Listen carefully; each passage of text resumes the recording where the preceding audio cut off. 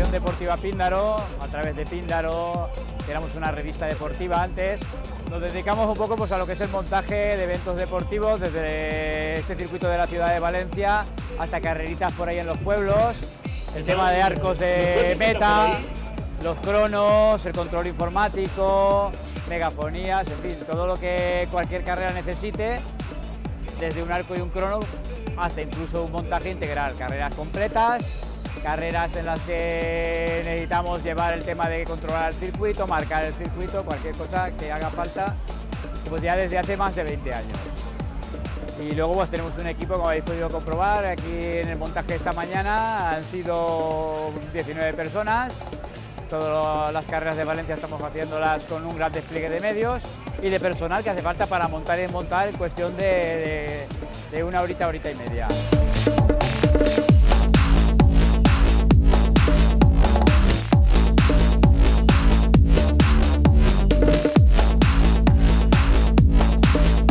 Yo digamos que soy un poquito el encargado del montaje, porque ya llevo muchos años en Píndaro, llevo mucho tiempo aquí en Píndaro, bastantes. Yo que soy de los primeros, yo creo que soy de los primeros que entró con Tomás, si no el primero, que entró con Tomás a montar todos estos eventos.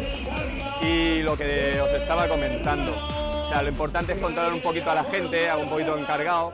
Mi zona en estas carreras de Valencia es que esté lo que es la zona de llegada bien montada, bien acoplada.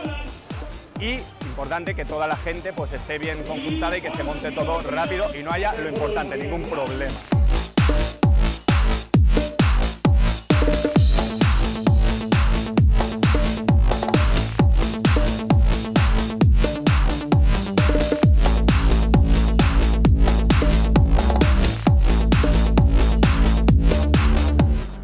En principio yo creo que es gestionar un poco todo, coordinar, que salga todo bien en la carrera, que esté todo a punto. Yo creo que la idea es prepararlo todo antes para que aquí no haya ningún fallo.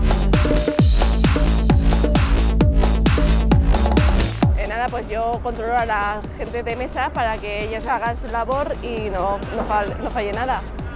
Y dar los dorsales preferentes a la gente que corre más de lo normal y le damos los dorsales preferentes.